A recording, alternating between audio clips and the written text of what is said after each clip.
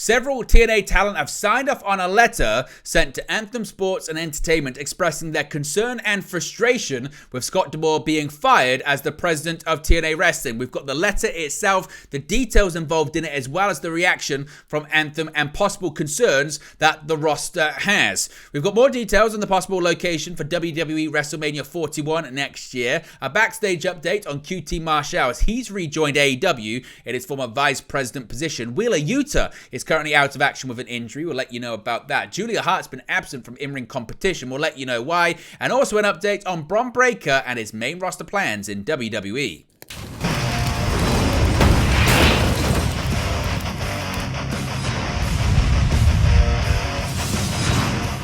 Hey guys, welcome back to Wrestling News 365. Hope everyone is doing very well. As always, there are plenty of news stories to get into in the world of professional wrestling. And let's start off when it comes to the latest fallout from the firing of Scott D'Amore from TNA Wrestling as the president of the company, the replacement of D'Amore with Anthony Sassone, and the talent roster now expressing their frustration and concern with the executive shakeup in the company.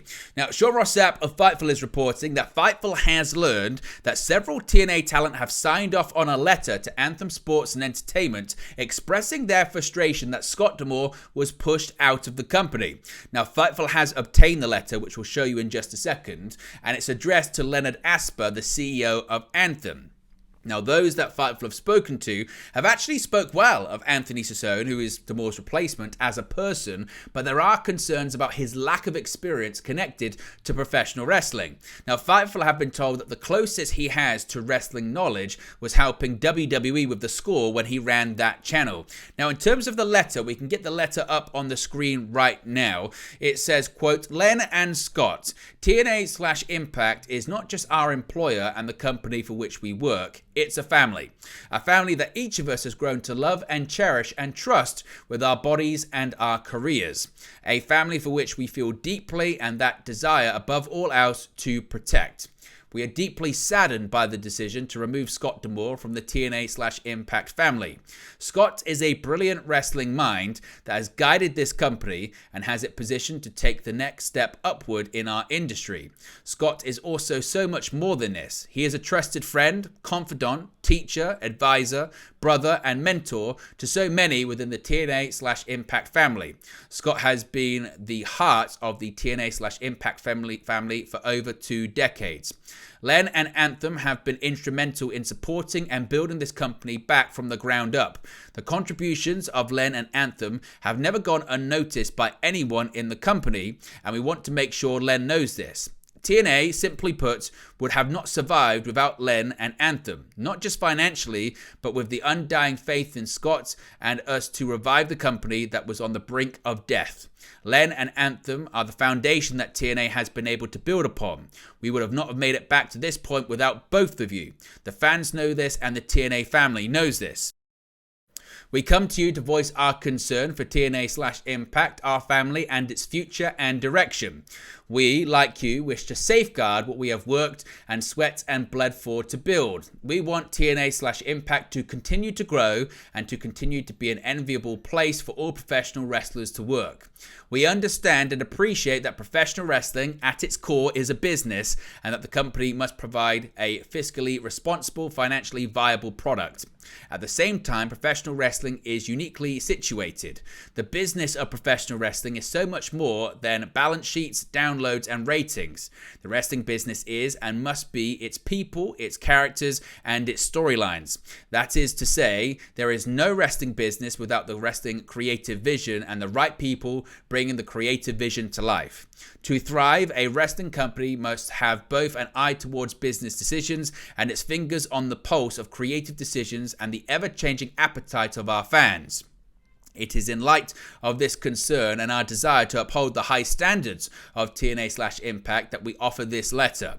It is our desire to have a dialogue with you and with the company in an effort to protect the present and future of TNA/Impact for you, for Anthem, for the fans, and for professional wrestlers. We feel strongly that a wrestling person needs to be intimately involved at a high level to ensure that the amazing company we have all built and the product we have provided to our fans continues to grow and flourish. It is our opinion that the best possible person for that role was, is, and will be Scott. We recognize that we do not necessarily know all the facts or details around the decision to remove Scott. In life, there is always the rumors, the opinions, and somewhere in between the truth. We rarely get to know which is which. It remains our hope and desire that everyone can set aside the past few days and any hurt feelings or unkind words that may have been exchanged and meet to discuss a path forward that preserves the TNA/Impact family we all hold so dearly. We remain steadfast and hopeful that this letter can be the first step to opening and keeping open, productive lines of communication to ensure the TNA/Impact family continues to be a wonderful, unique place to work for years to come. We ask and implore you to both come together and create a resolution that will reunite this family once again.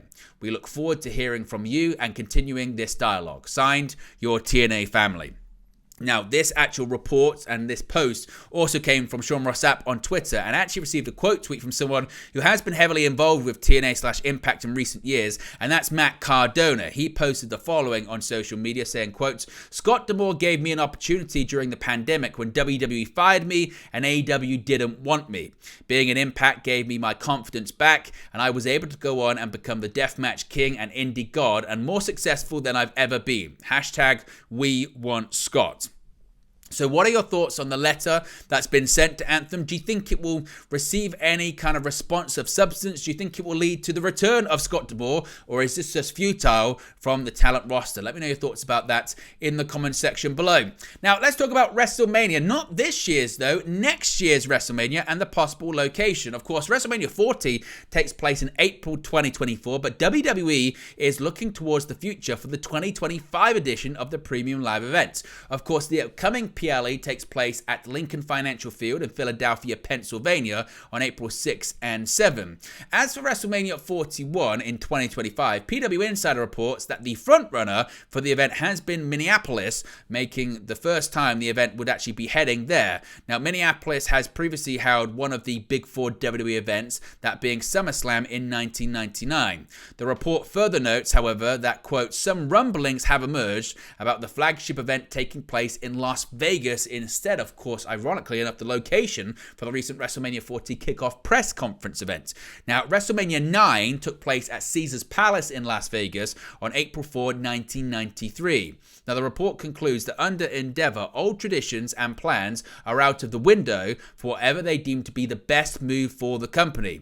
The location of the following year's WrestleMania is typically announced during the current year's WrestleMania, so we'll have to wait and see. So where do you think next year's WrestleMania is going to take place? Do you think it's going to be, like the rumor suggests, in Minneapolis, or could you see it taking place in Las Vegas, the site of the recent kickoff event and the site of the recent Super Bowl as well? Now, yesterday was a big story that QT Marshall is back in All Elite Wrestling. QT Marshall is making his return to All Elite Wrestling in a backstage capacity after only just leaving the company. With his AEW contract expiring on January 1st of this year, it was reported that Marshall had wanted to be utilized as a more prominent wrestler along with his backstage role. But on February 14, it was reported that issues between Marshall and AEW had been resolved and he would be coming back in the VP role that he once held. Now, Dave Meltzer on the Wrestling Observer radio show has revealed further details of the relationship between Marshall and AEW, saying, quote, "I don't know if he's back yet, but he's going to be starting back. Rocky Romero's role is going to be talent development, so essentially training wrestlers and working with the younger talent, and also international liaison, obviously with New Japan and CMLL. And QT, his key role is going to be talent development as well, trainer and everything like that. He left on December 31st, and Tony Khan said if he wants to come back, the door's open, and I guess he wanted to come back. I know that the idea was he wanted to make it as a main event wrestler. He worked a bunch of indies, but he can still work those indies if he's coming back for that job, so starting up soon."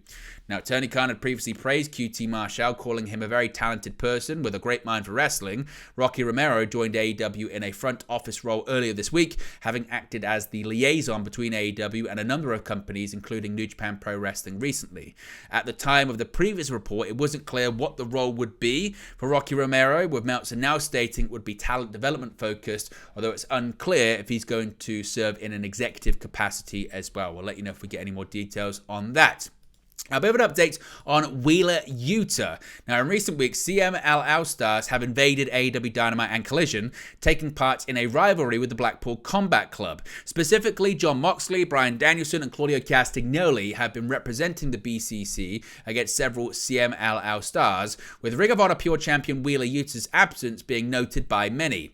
In an update from Sean Ross Sapp of Fightful Select, Yuta has been out of action with an injury, which is the reason for his absence from AEW television. However, it's likely that Yuta's injury will not keep him out of action for too much longer, as he has been announced alongside the rest of the Blackpool Combat Club to take on the stars of CMLL at an event on March 29 in Arena, Mexico as well. Yuta will team up with Moxley, Danielson, and Claudio Castagnoli against Blue Panther, Mystico, Volador Jr., and Ultimo Guerrero on the show. So he's out of action right now, but doesn't look like he's going to be out for too much longer.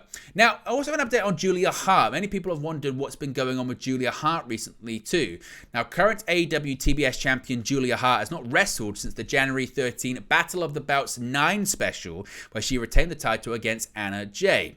Now, following the show, Julia has appeared alongside the members of the House of Black as well as Sky Blue, but has not stepped into the ring herself, leading to some speculation that she may be dealing with an injury. However, in an update from Sean Ross Sapp of Fightful Select, Fightful had not heard of the specific injury that she was dealing with, but there had been some creative ideas floated that were awaiting her clearance. Now, Julia appeared on last night's Dynamite show, accompanying Sky Blue for a match against Willow Nightingale, so it would appear that yes, she's out of action with an injury, but again, it's not too serious and she will be back in action very soon. Finally, an update on Bron Breakker in WWE, because several fans have been wondering what's going on, considering he just won the NXT Tag Team Championships. Now, Bron Breakker's main roster call-up for WWE effectively took place at the Royal Rumble when he competed in the men's Royal Rumble match, but now he's an NXT Tag Team Champion. Breakker and Baron Corbin won the NXT Tag Team Championships by defeating Tony D'Angelo and Channing Stacks Lorenzo on the February 13 episode of NXT on USA Network.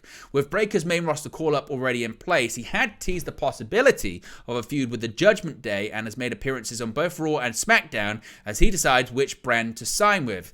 Despite the new championship win in NXT, however, it appears plans are still in place for Breakker on the main roster. According to PW Insider, he is still expected to be on the February 16 episode of SmackDown, which takes place in Salt Lake City, Utah. As PW Insider notes, this does suggest that there won't be a main roster ripple effect now that Breakker is the NXT Tag Team Champion, and the storyline of deciding which main roster brand to side with looks likely to continue as planned. So it's going to be interesting to see indeed what happens with the NXT Tag Team Championships. But there you go, guys. Latest pro wrestling news for you. Be sure to smash a like on the like button. Be sure to subscribe bottom right hand corner. As always, let me know your thoughts in the comment section below, and I'll speak to you again very, very soon. Hey guys, thank you for watching, listening, streaming, or however you come across this video today. Be sure to click on the video on the right there to watch our next video, or click the bottom there to subscribe, or the bottom right hand corner. Thank you very much, and I'll speak to you again very soon.